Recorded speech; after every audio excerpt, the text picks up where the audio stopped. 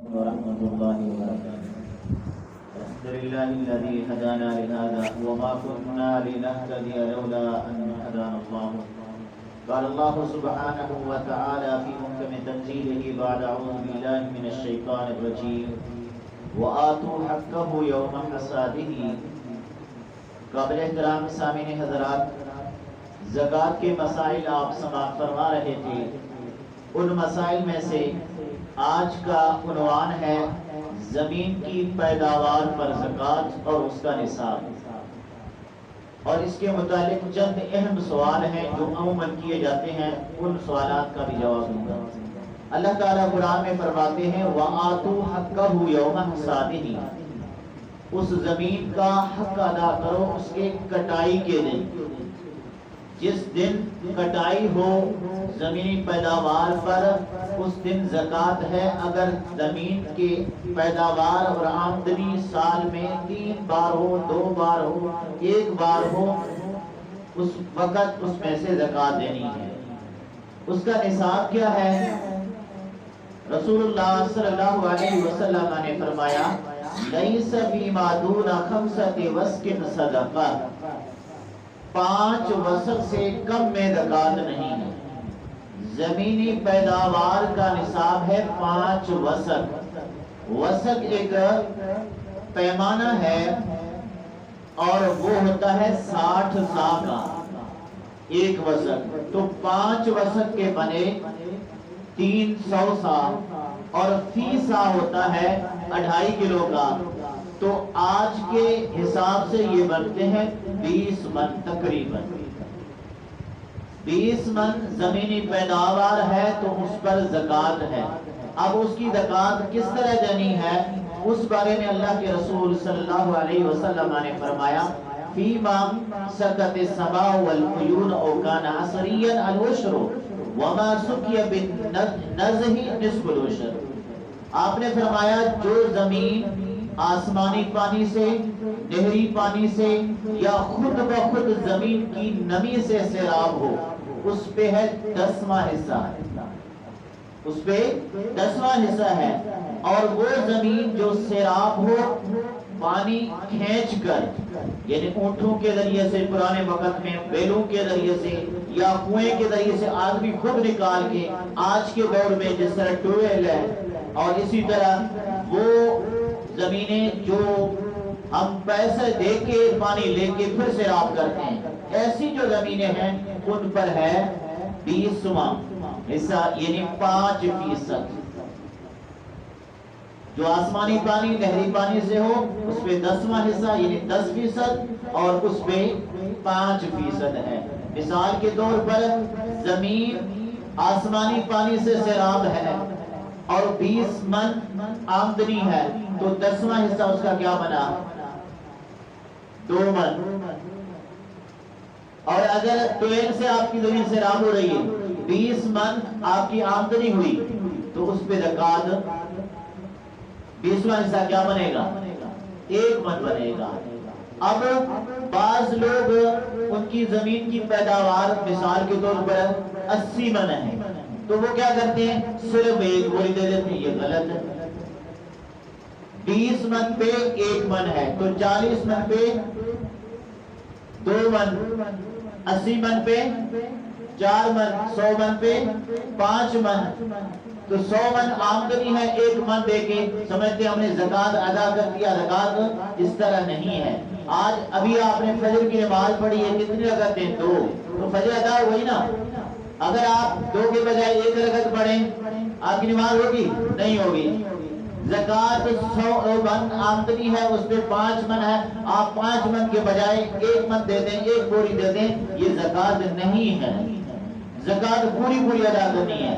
یہ صرف میں زمین کی بات نہیں کر رہا ہوں. اسی طرح تجارت کا کسی کا کاروبار ہے وہ صحیح حساب لگا کے زکوٰۃ نہیں دیتا، اس کی زکوٰۃ نہیں ہے. اسی طرح گائے ہیں، مویشی ہیں، ان پہ جو زکوٰۃ ہے بنتی ہے وہ صحیح نہیں ادا کرتا، مکمل نہیں ادا کرتا، اس کی زکوٰۃ نہیں ہے، وہ مجرم ہے. مکمل زکوٰۃ جو شریعت نے مقرر کیا ہے وہ شریعت کے طریقے کے مطابق ادا نہیں کرتا، اپنی مرضی سے جو آتا ہے دے دیتا ہے، یہ زکوٰۃ نہیں ہے۔ پھر اس کے بارے میں چند سوالات ہیں، میں ان کا جواب دوں گا۔ فصل پر آنے والے اخراجات، مثلا کھاد ہے، بجلی کے بل ہے، اسپرے ہے، کیا ان اخراجات کو نکال کر پھر عشر دینا ہے یا کل آمدنی پر دینا ہے؟ تو اللہ تعالیٰ قرآن میں فرماتے ہیں ایمان والو دو زکوٰۃ اس میں سے جو ہم نے نکالا تمہارے لیے، یعنی عموماً جو نکالا ہے اس میں سے زکوٰۃ دینی ہے، اس میں سے اخراجات کو مائنس نہیں کرنا۔ اللہ کے رسول صلی اللہ علیہ وسلم کے زمانے میں بھی زمین پر اخراجات آتے تھے، مشقت بھی ہوتی تھی، محنت بھی ہوتی تھی، کٹائی بھی ہوتی تھی، اس کی گہانی بھی ہوتی تھی، اس پہ آپ نے ان چیزوں کو مائنس کرنے کا حکم نہیں دیا۔ پھر دوسرا سوال ہے کہ حصہ پر لی ہوئی زمین کی آمدنی کا عشر کا طریقہ کیا ہے؟ کیا زمین کا جو مالک ہے وہ زکوٰۃ دے گا یا جو کسان ہے وہ دے گا؟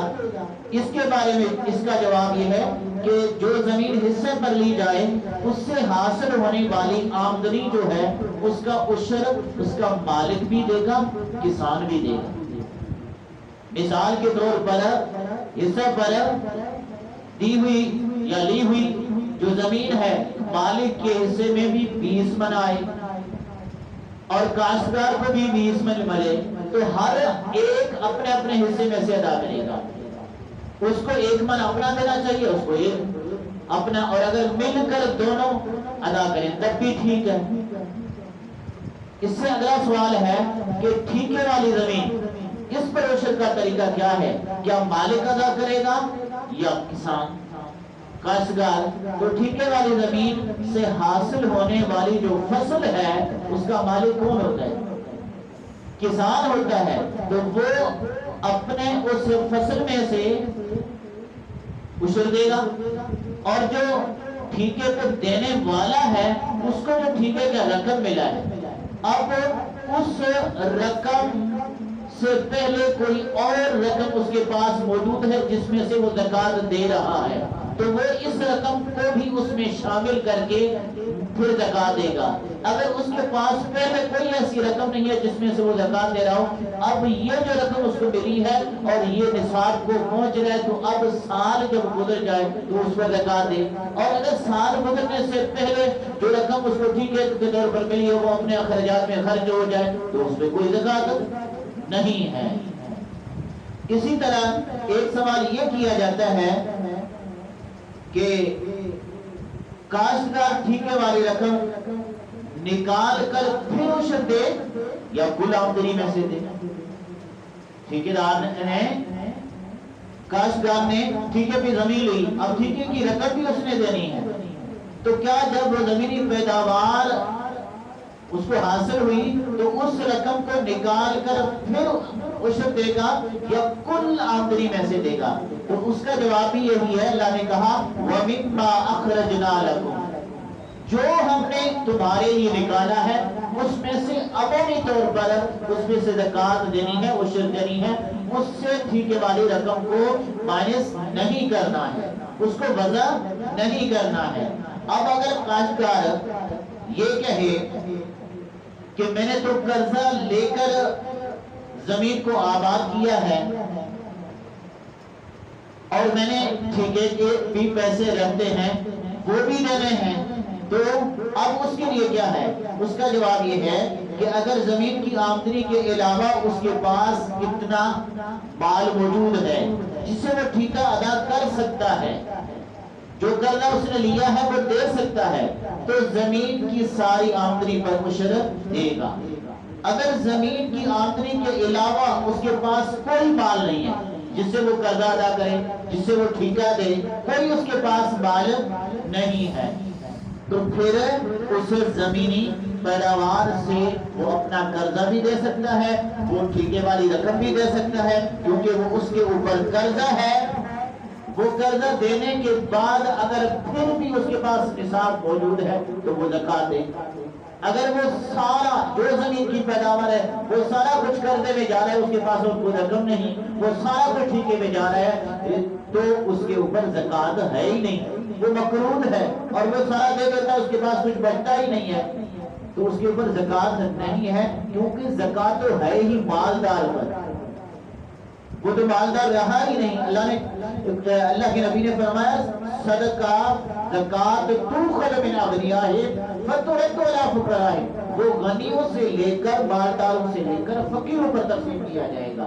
اب اس کے اوپر قرضہ ہے، اس کے اوپر اس کے ذمہ ٹھیکے کی رقم ہے اور اس کے پاس کوئی بھی آمدنی ذرائع نہیں ہے، اسی میں سے اس نے دینی ہے، اگر اس میں سے نہ دے اور اس کے پاس کوئی وسائل نہیں ہے تو وہ اسی میں سے دے، اور دینے کے بعد اس کے پاس کچھ بچتا ہی نہیں تو اس کے اوپر کوئی زکوٰۃ نہیں ہے۔ اللہ تعالیٰ ہمیں سمجھنے اور عمل کرنے کی توفیق